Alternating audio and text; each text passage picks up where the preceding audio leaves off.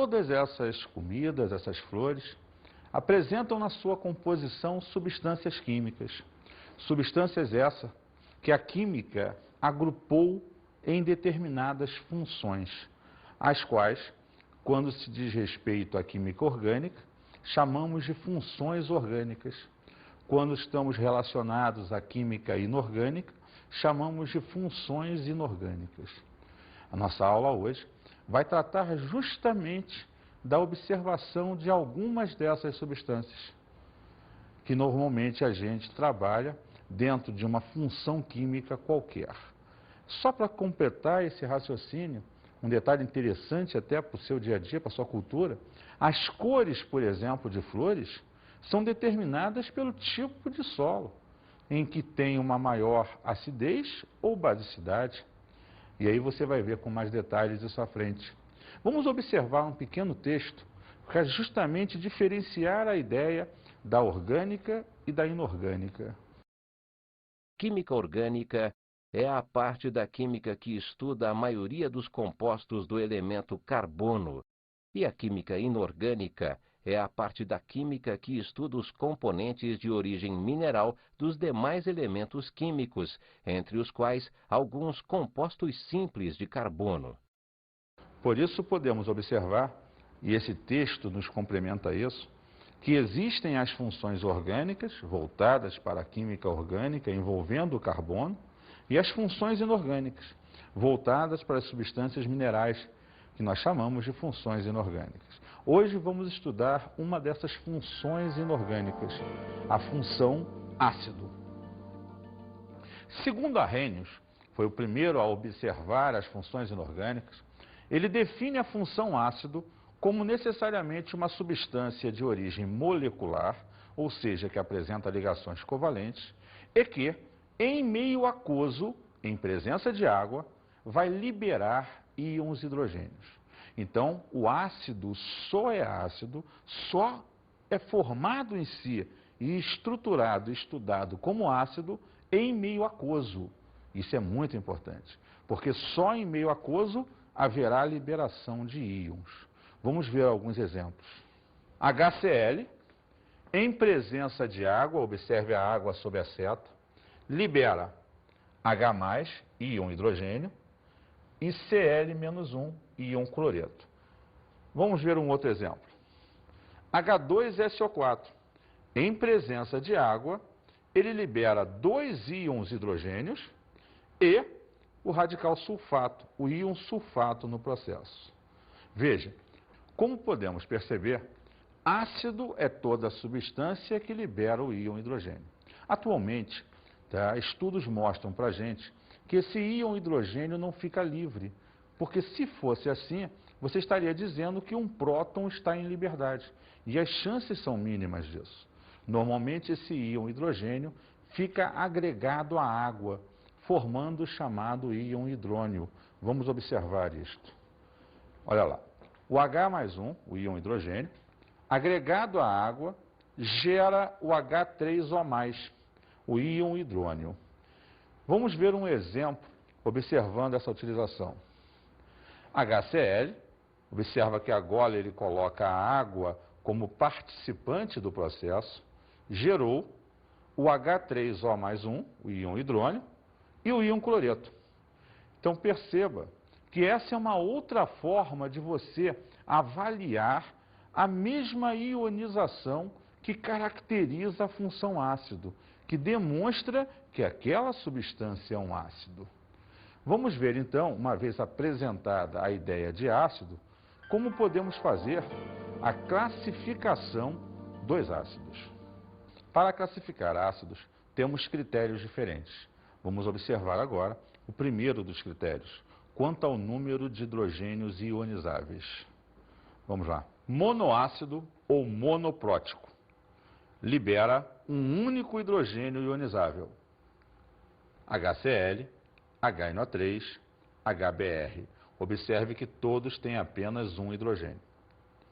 Diácido ou diprótico libera 2 íons hidrogênios, H2S, H2CrO4, H2SO3. Observe que todos têm 2 hidrogênios. Triácido ou triprótico libera 3 hidrogênios ionizáveis. H3PO4, H3ASO4. Estes apresentam 3 hidrogênios ionizáveis. Tetrácido ou tetraprótico libera 4 íons hidrogênios. H4SiO4 ou H4P2O7, ambos com 4 hidrogênios ionizáveis.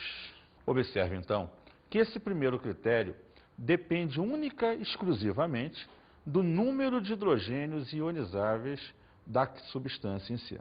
Dependendo de quantos hidrogênios se liberem nesse processo de ionização, você classifica esse ácido quanto ao número de hidrogênios. Vamos ver agora o segundo critério. Quanto à presença de oxigênios. O hidrácido é o ácido que não possui oxigênio. H2S, HCl, HBr, HF, todos ácidos que você observa na sua fórmula não ter oxigênio. Oxiácido são os ácidos que possuem oxigênio. HNO3, H2SO4, HClO2. Em todas essas estruturas, você percebe o oxigênio. Veja só, esse é um critério simples que não há exceções, onde você vai observar na estrutura de qualquer substância chamada ácido, a presença ou não, no final da fórmula normalmente, do oxigênio. Todo ácido que não tem oxigênio é chamado hidrácido. Todo ácido que possui oxigênio é chamado oxiácido. Para avaliarmos o próximo critério, vamos primeiro colocar o grau de ionização ou dissociação. Alfa é como representamos essa estrutura. Ele representa para mim o número de moléculas ionizadas dividido pelo número de moléculas totais. Ou seja, ele representa quantas moléculas dentro de um recipiente são ionizadas da substância. Se esse recipiente, se essa substância é presente ali dentro, ela tem 100% das moléculas ionizadas, ele chega a um grau de ionização total. Se essa substância ioniza apenas 50 em cada 100 moléculas, significa dizer que ele tem 50% de ionização. Vamos observar esse texto a seguir. Quanto maior for o grau de ionização alfa de uma substância, mais forte será esta substância e, por sua vez, mais ionizado.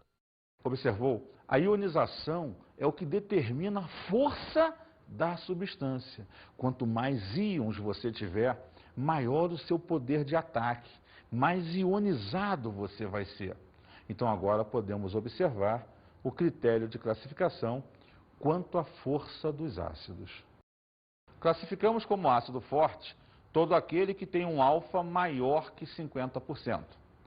Ácido médio ou moderado, aquele que tem um alfa entre 5% e 50%.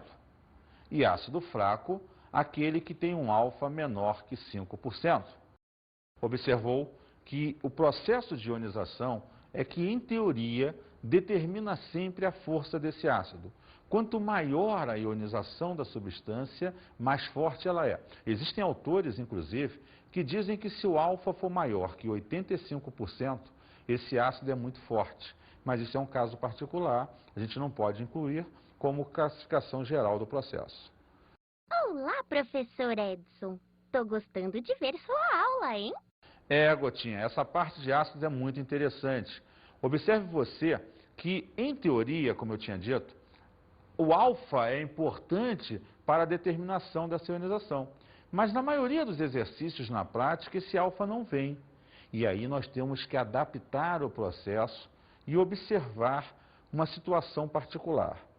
Para hidrácidos, por exemplo, observe o grupo 7A da tabela periódica, de baixo para cima. Iodo, bromo, cloro, ácidos fortes. Flúor, ácido médio. E todos os demais são fracos. Olha só, professor. O HI, o HBr e o HCl são fortes. O HF é médio. Os demais ácidos são fracos. Muito bem, Gotinha. Essa é a ideia do processo prático do jogo. Vamos agora entender para oxiácidos como isso é feito. HAXOB, onde A e B são os índices, respectivamente, do hidrogênio e do oxigênio. Faça a diferença entre o número de oxigênios, B, menos o número de hidrogênios, A. Se B menos A é maior que 1, o ácido é forte. Se B menos A é igual a 1, o ácido é moderado ou médio. Se B menos A é menor que 1, o ácido é fraco. Vamos ver um exemplo. H4P2O7. 7 menos 4, 3. Como eu te falei, muito forte, porque é acima, bem acima de 1. H2SO4. 4 menos 2, 2. Acima de 1. Forte. HClO2. 2 menos 1. Médio, pois é igual a 1. HBRO. 1 menos 1. 0. É menor que 1, então é fraco. Ou seja, quando você tem um ácido oxigenado, você depende muito do número de oxigênios e hidrogênios desse ácido. Poucas exceções existem aí, mas essa é uma regra que ajuda muito na hora de você idealizar a força do ácido. Como eu procurei puxar no exemplo, esse alfa maior que 1 significa um ácido forte. Dizem alguns autores que se esse alfa for muito maior que 1, você pode chamar o ácido de muito forte, especificamente quando ele der 3. Guarda isso porque é importante. Vamos agora para a nomenclatura dos ácidos. Veja só, quando você pensa em ácidos, tenha sempre em mente o critério anterior já estipulado da presença ou não de oxigênios. Quando um ácido não apresenta oxigênio, ele geralmente tem uma única forma de ser. Então você vai ver uma forma de dar nome. Mas quando o ácido apresenta oxigênio, ele pode variar o número de oxidação do elemento central, como você já viu lá na aula de número de oxidação. Vamos observar então a nomenclatura para hidrácidos. Para hidrácidos, você usaria ácido mais o nome do elemento formador do ácido e a terminação hídrico, que é característica de ácidos que não têm oxigênio. Exemplo, HCl, ácido, cloro e a terminação hídrico, ácido clorídrico. HBr, ácido, nome do elemento, bromo, e a terminação hídrico, ácido bromídrico. Observe, então, que os ácidos que não apresentam oxigênio terminam sempre o seu nome em hídrico. Vamos observar para os oxiácidos agora. Ácido mais o nome do elemento mais aquilo que eu te disse. Se ele apresentar o seu menor número de oxidação, use a terminação oso ao nome. Se ele apresentar o seu maior número de oxidação, use a terminação ico. Vamos ver um exemplo. H2SO3. O número de oxidação do enxofre é mais 4. H2SO4. O número de oxidação do enxofre é mais 6. Logo, em cima onde ele é mais 4, H2SO3, eu vou usar ácido sulfuroso. Embaixo, no H2SO4, onde o enxofre é mais 6, ácido sulfúrico. Uma ressalva importante aqui é lembrar que o enxofre deriva do seu nome latino, sulfur. Por isso você não usa enxofrírico ou enxofruroso, você usa sulfúrico e sulfuroso. Atenção a isso.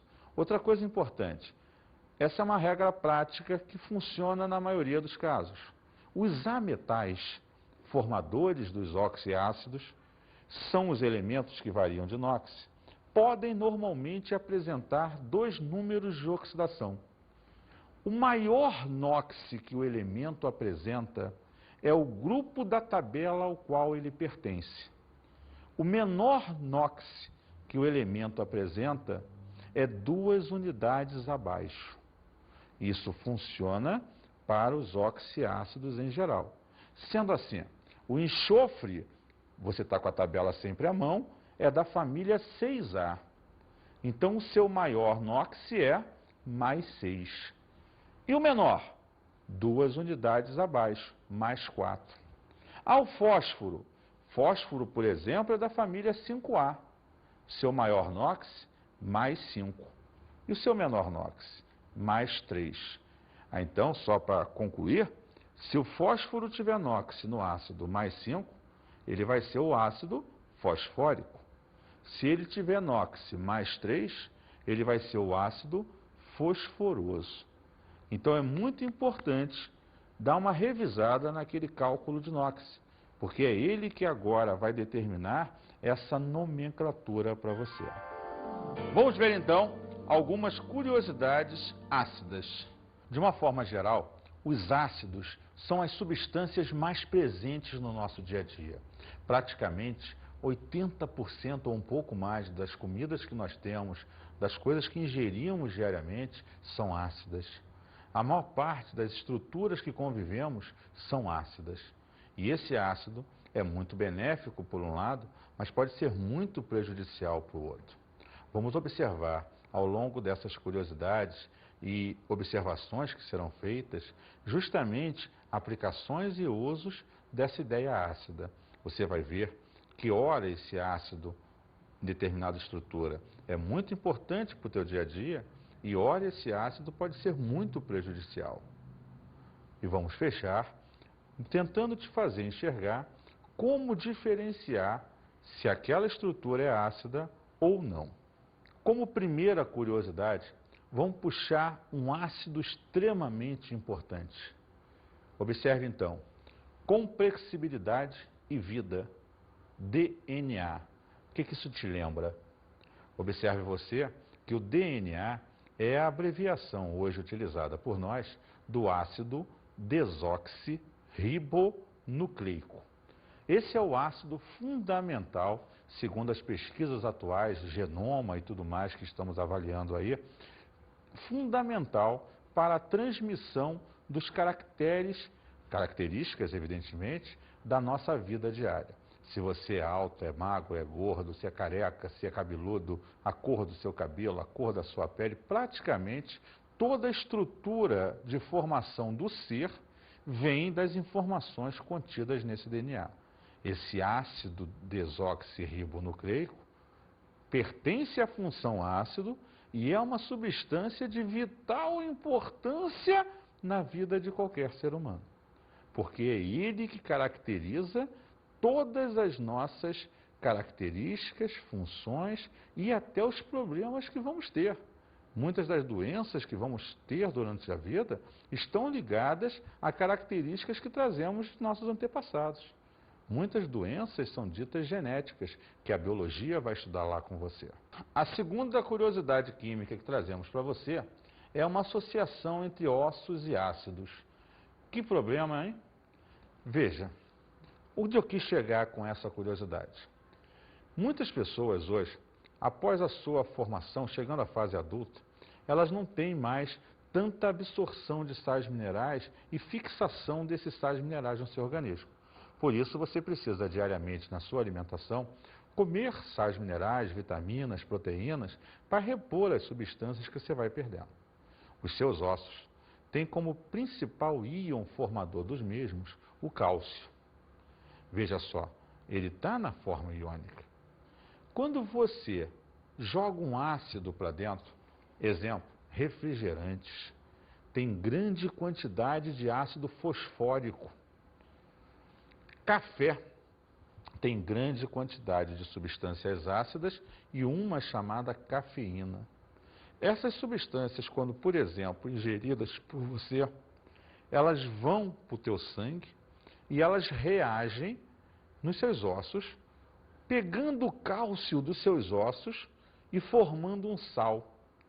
Fosfato de cálcio, por exemplo, no caso do refrigerante. Então, se esse cálcio sai do seu osso, o seu osso está perdendo cálcio. Se ao longo da sua vida essa perda de cálcio for acentuada, muito refrigerante, muito café, entre outras substâncias ácidas, você vai perder uma grande quantidade desse cálcio e gerará uma doença no futuro chamada osteoporose, que ataca muito mais as mulheres do que os homens. Então, principalmente mulheres não deveriam tomar refrigerantes e café em excesso, porque são substâncias, entre outras, que vão ter atuação constante no desgaste ósseo, no desgaste do cálcio dos ossos. Então, observa como os ácidos, nesse caso, são destrutivos ao ser vivo. Enquanto que lá no DNA, ele é fundamental para a sua sobrevivência e as suas características, agora, o ácido é a substância que destrói, basicamente, estruturas do seu corpo. Então, eu te puxei duas curiosidades para te mostrar a utilização de ácidos em cima do destrutivo e em cima do produtivo para a sua vida. E viramos agora para um ponto fundamental. Os indicadores que determinam para a gente, basicamente, quando uma substância é ácida ou não. O que são indicadores de cor? São substâncias que, em presença de ácido, vão adquirir uma determinada cor. E em presença de substâncias básicas, contrário do ácido, vão adquirir uma outra cor. É através deles, quando adicionados a uma determinada substância, que a gente determina se aquilo é ácido ou básico. Hoje trabalhamos com indicadores de cor, tirados na maioria das vezes de plantas, de pigmentos de plantas, de legumes e de estruturas que têm essa sensibilidade ao pH do meio, já visto por você lá numa aula de equilíbrio iônico. O pH está associado a essa acidez. Lembra? Se o pH é baixo, a substância é ácida. Se o pH é alto, a substância é básica. Então você já tem essa noção, já viu isso várias vezes. E aí eu retomo aquela ideia do clipe inicial. A cor de muitas das flores depende unicamente do tipo de solo em que ela vai estar. Vamos observar aqui alguns pequenos experimentos onde eu vou tentar te mostrar a mudança de cor independendo do meio em que você esteja. Vou pegar alguns exemplos de substâncias, mas em primeira mão eu vou fazer com duas substâncias típicas. O ácido clorídrico, que é o principal ácido presente na sua digestão, dentro do seu suco gástrico no estômago, e o hidróxido de sódio, ou soda cáustica, que é uma base comum que se usa em materiais de limpeza em geral. Vamos lá.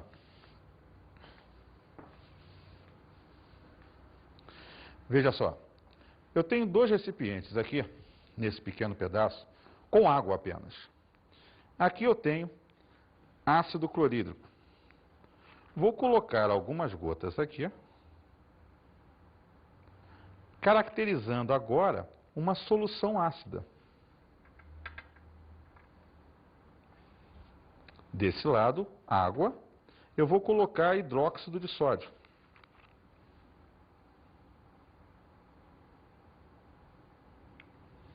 Caracterizando uma solução básica.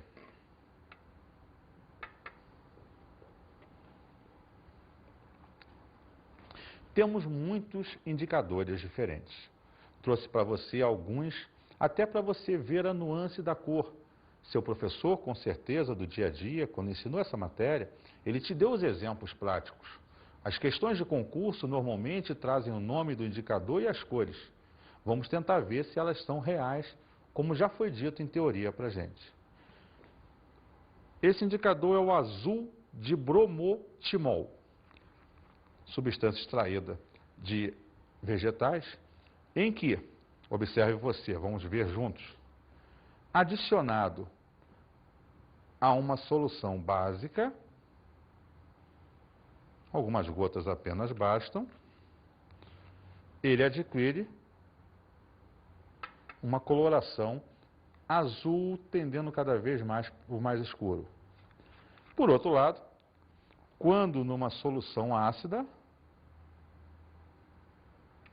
observa que ele adquire uma cor amarela. Essa é a ideia do indicador de cor.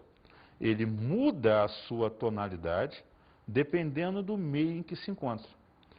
Se básico, azul; se ácido, amarelo. Desse lado, temos também 2 recipientes com água. Vou adicionar aqui dentro ácido clorídrico.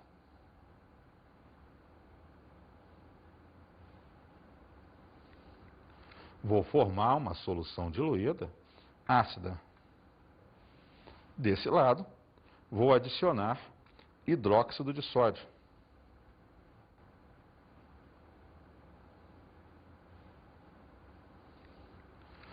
Veja, adquiri então uma solução ácida, uma solução básica. Vou usar um dos indicadores mais comuns do nosso dia a dia, fenolftaleína. Vamos adicionar a fenolftaleína à solução ácida.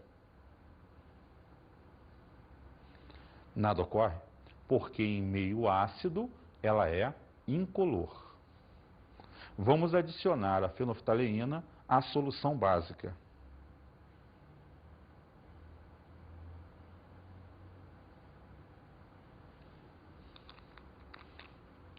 Adquire então uma coloração rósea para o violáceo, violeta, mais ou menos assim. E aqui temos um terceiro indicador de cor, o metil orange, também chamado vermelho cresol. Vou usar aqui bicarbonato de sódio, que é uma substância de caráter básico, e vou usar o ácido acético, vulgarmente chamado de vinagre, que é uma solução com certeza ácida. Vou evitar botar mais água, para não ter que encher o vidrinho, só para você ver a coloração nas gotas que formei. O vermelho cresol, então, ao ser adicionado em meio básico, veja que ele adquire uma coloração violeta. E o mesmo vermelho cresol, quando adicionado a uma solução ácida, ele tende do laranja para o amarelo. Essa é a variação de cor presente dentro dele. São 3 indicadores de cor diferentes, aplicados em meio ácido e básico normalmente. Substâncias típicas químicas diretamente associadas a ela. Agora vamos ver em algumas coisas do dia a dia. Temos aqui um ovo, evidente, eu já peguei um outro e quebrei. Tem aqui clara de ovo. Vou botar um pouquinho dessa clara de ovo nesse recipiente, colocar um pouquinho nesse recipiente. Vamos pegar aí fenolftaleína, por exemplo, e vamos ver se é ácido ou básico. Fenolftaleína.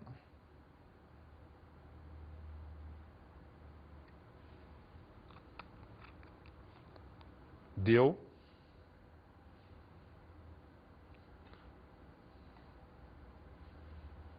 É claro, para raciocinar.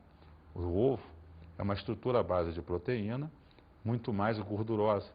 E essa aqui é a solução aquosa. Então, tem que mexer. Segundo a fenolftaleína, a clara de ovo é básica. Vamos pegar aqui o azul de bromotimol e botar no outro recipiente.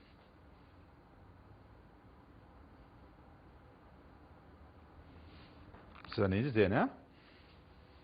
Vamos lá.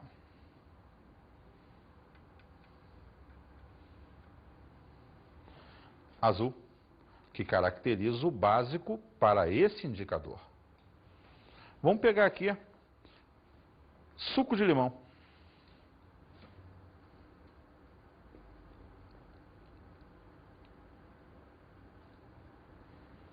Vamos ver o que vai dar suco de limão segundo o vermelho cresol.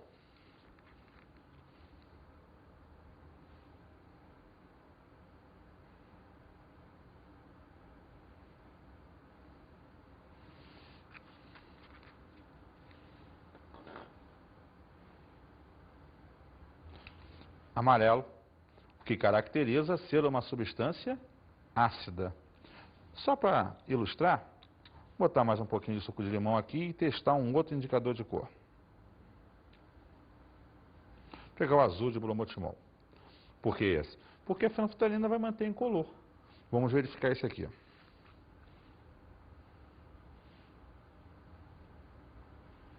Também amarelo, o que caracteriza o meio ácido. Vamos pegar aqui melão. Antecipadamente eu já raspei um pouquinho desse melão e coloquei dentro do recipientezinho. Vamos avaliar aqui. Pode ser com azul de bromotimol mesmo.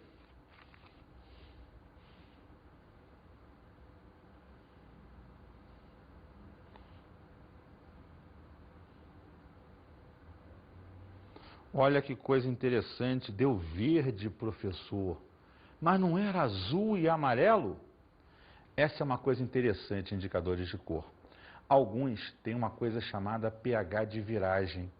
O azul de bromotimol, na verdade, ele pode adquirir 3 cores. Do pH 6 para baixo, ele é sempre amarelo. Do pH 8 para cima, muito básico, ele é sempre azul. Mas entre 6 e 8, ele adquire uma tonalidade verde, onde a substância está próximo do neutro, ou levemente ácido, ou levemente básico. Alguns indicadores podem adquirir mais cores diferentes em função do nível de acidez ou do nível de basicidade daquela substância. Então aqui você percebe, no caso do melão, que o verde significa que ele está entre 6 e 8. Ele não é muito básico, nem muito ácido. Ele está mais próximo da neutralidade. Ah, por isso o médico indica suco de melão quando você tem gastrite ou úlcera. Porque uma fruta tende ao neutro, tende a ser neutra, diferente do limão, que é muito ácida.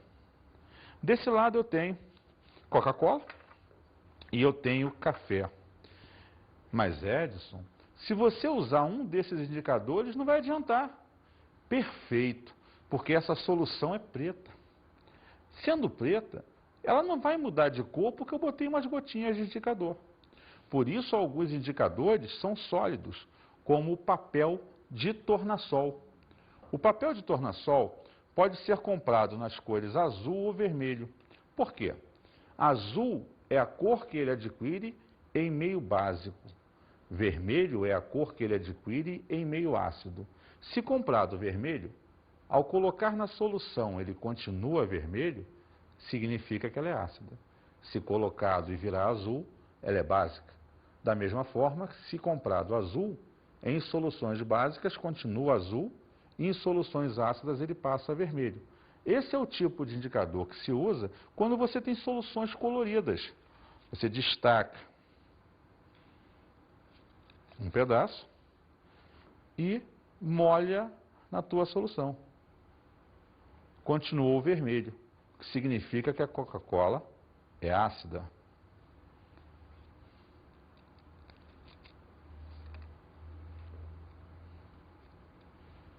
No café agora.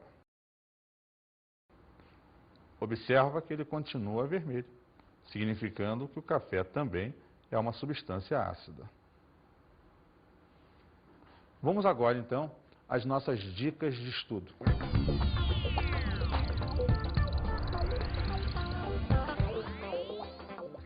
Como dica de estudo, e é uma aula muito interessante, procure pegar soluções de várias coisas em casa, Coca-Cola, refrescos diferentes e tudo mais, e testar se são ácidas ou básicas.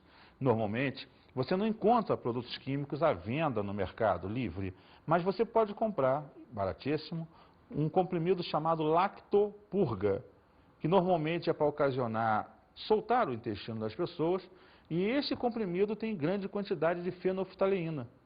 Pega ele, amassa direitinho e dissolve num pouco d'água, com um pouquinho de álcool pode ser, e aí você testa essa solução que você criou pingando nas soluções. Cuidado, não vai deixar cair em roupa e coisas do tipo, porque pode vir a manchar. Mas é uma substância que não faz mal nenhum e que você tem a partir de agora nas mãos um indicador de cor para necessariamente trabalhar. Outro bom e bem interessante, pega repolho roxo, pega as folhas, bota na água para ferver e extrai a substância do repolho roxo. Depois de um tempo, como se estivesse fazendo um chá, aquela solução final que sobra, ela é um indicador de cor também. Aí você avalia com ela, o básico e o ácido, as cores que ela vai dar.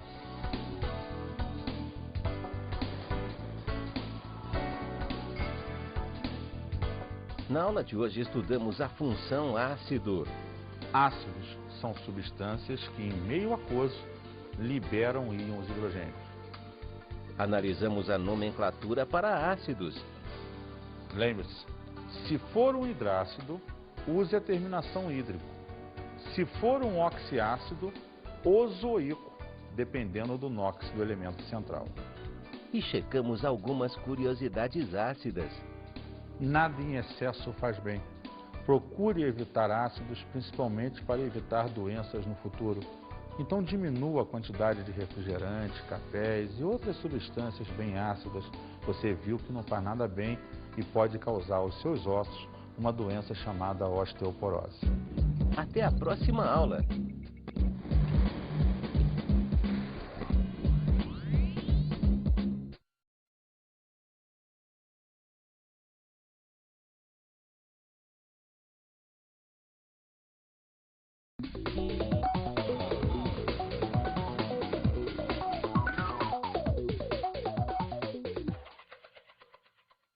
Caros colegas, é importante tentar descontrair um pouco os conceitos e procure mostrar a questão do ácido da base, diferenciando tipos de soluções ácidas e básicas para o nosso aluno. Isso vai ser muito legal para a sua aula. Um grande abraço.